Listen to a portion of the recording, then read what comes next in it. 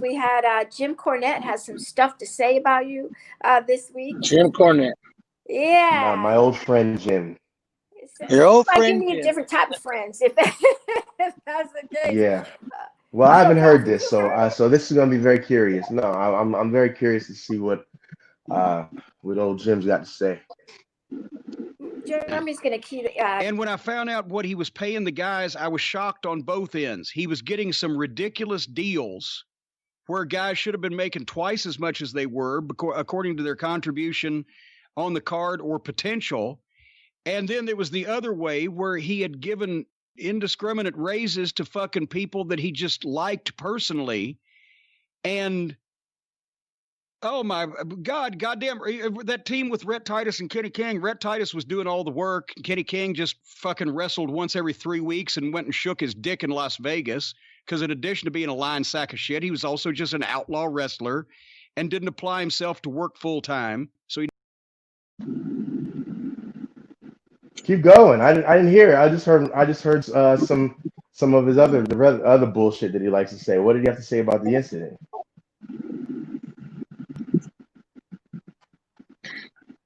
Or maybe I didn't hear that first part. See if we can cue that back up for you again. There we go. Yeah, Jeremy, you got the rest of it. Yeah, he said you were shaking some things. Yes.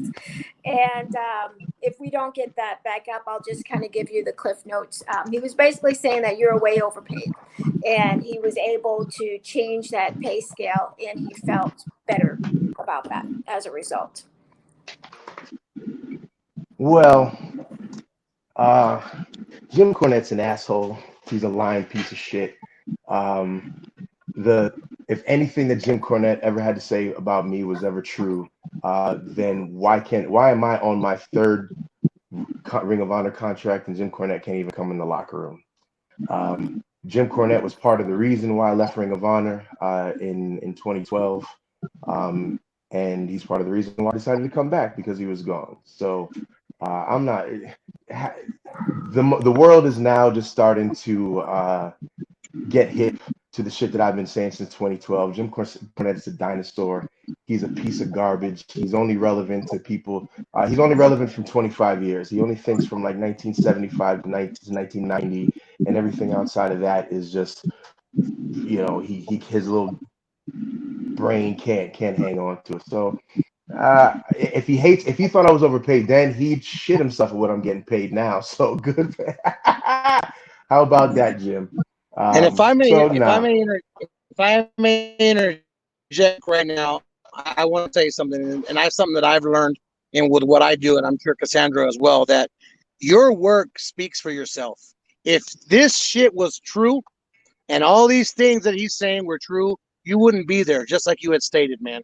And the work speaks for itself. And sometimes when guys are past their prime and whatever he's feeling, sometimes people act out because they get left behind. And sometimes the new people that are supposed to be there and get their work done, their work shines, and there's nothing anybody can say to take them down. So we're proud of you for your third contract, and you're correct.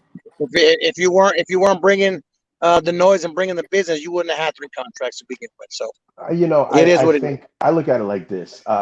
Out of and almost 20 years of the wrestling business, the only person who's ever got anything negative to say about me is Jim Cornette.